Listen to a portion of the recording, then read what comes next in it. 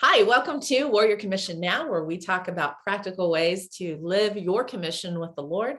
I am Christine Caston. And I am Sharon Rudolph.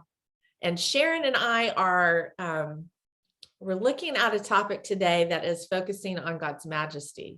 How do you focus on God's majesty? Especially right now, today, as we're recording this, there's been an upheaval in the world, and it can seem very scary in times like that. We've obviously had COVID, or as a friend of mine from California called it, the vid. So if anyone hadn't heard that one yet, but we've got all these things on the earth that are happening that are really easy to distract us or to cause us to move into a fear-based type of thinking. And so Sharon, you want to talk a little bit about why focusing on majesty, or how you focus on God's majesty in things, in life, really, just in life. Well, the word focus in and of itself reflects an active stance. It reflects making a choice and taking an action. Mm-hmm. And I've been fascinated by how God has been directing me personally to focus on his majesty in different circumstances and situations. And because he is the creator God, and because he is always good, I think the possibilities for focusing on majesty are multidimensional. It's not a flat screen. And when we were talking about this, I remember the first time I saw the Rocky Mountains. Mm-hmm. And those are Purple Mountain's majesty. Those are majestic. And I just started to cry because it was so beautiful. Mm-hmm. And I believe focusing on God's majesty is looking for the beauty and looking for the goodness wherever you are and whatever's going on. Mm-hmm. So the current upheaval that's going on in the news report, someone was mentioning taking care of the refugees. Mm-hmm. And in that place, I saw God's heart coming to the front, mm-hmm. because it was about taking care of people, right, and valuing the people. Mm-hmm. And I think that making the choice to look for those things is about the focus on God's majesty. So, Christine, what's been your experience of this focus on majesty thing? Yeah, well, I think, like you said, it's a choice.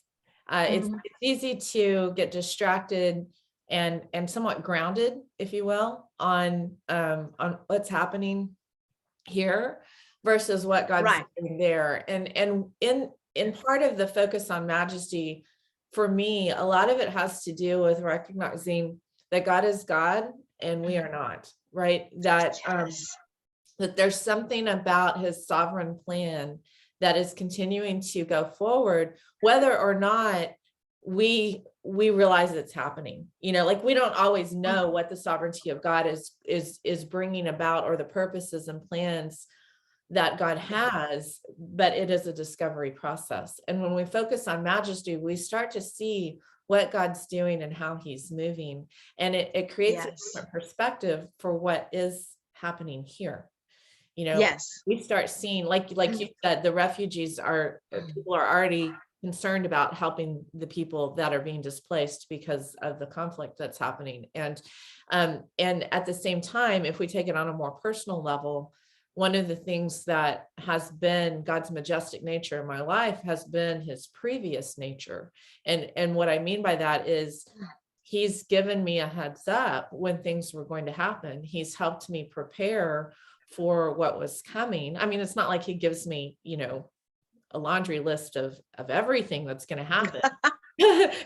I wish, but it's enough of a heads up that I then can prepare myself, and I can look, what is it? Lift up your eyes to the hills for where your help comes from. Yes. And so I think it's Yes. great that you used that imagery of the Rocky Mountains, or if you're in Asia, the Himalayas are majestic. Yeah. In Europe, you can look at the mountain ranges there. I mean, they're beautiful, and they do help us. The stateliness of them sometimes does remind us of God's sovereignty, because creation cries out to the Lord. Yes. And so Yes. there's something, I think, though, with his majesty and his majestic nature that reinforces our faith and our trust in him. Yes. And yes. it is easy to get caught up in the negative that's happening around us, the negativity of people.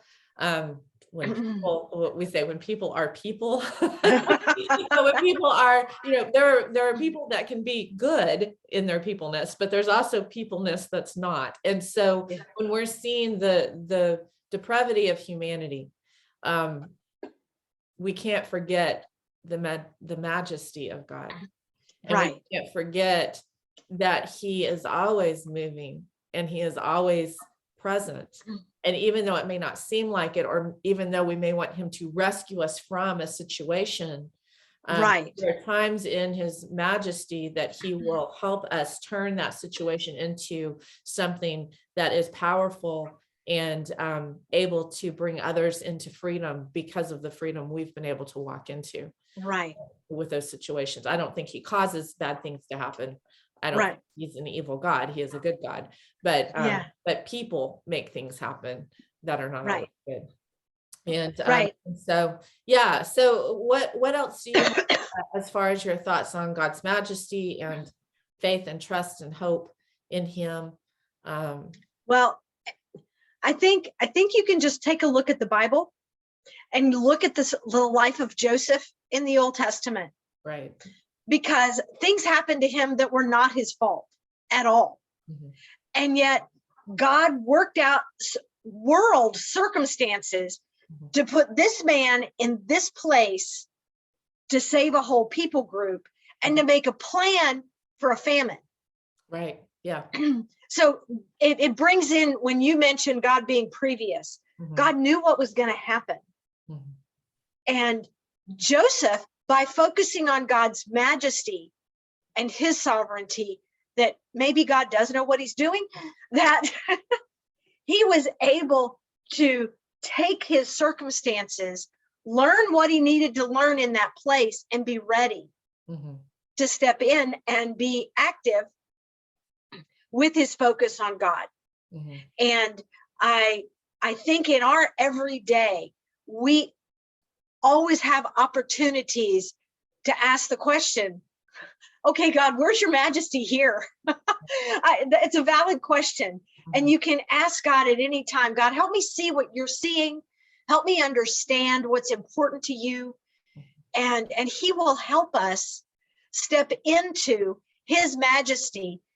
And in that place, we have an opportunity to partner and give away the faith, trust, and freedom that we have in that place. And I loved how you brought that up, that it is about helping other people also be able to step in to that majesty. Yeah. So if you guys are interested in running with a group that both develops in our growth process and our confidence in God, ask those questions, to remind each other of where is God moving and how is he moving in this moment in time? What is he doing in the midst of this circumstance? And helps encourage each other in those times that are harder seasons, to be able to move through them, to grab the kingdom treasure that those seasons actually produce in us, and be able to move through them in victory, and with good emotional health and healing, versus being traumatized by them in a way that is difficult to So anyway, looking for a group like that, the Warrior Commission might be a place you want to connect. Go check out our website. Obviously, if you have more questions, we're happy to connect with you and answer those questions in that way. And would love to hear more of your journey and story as well. So we look forward to seeing you. That's thewarriorcommission.com. And it's easy to find. Talk to you soon. Bye.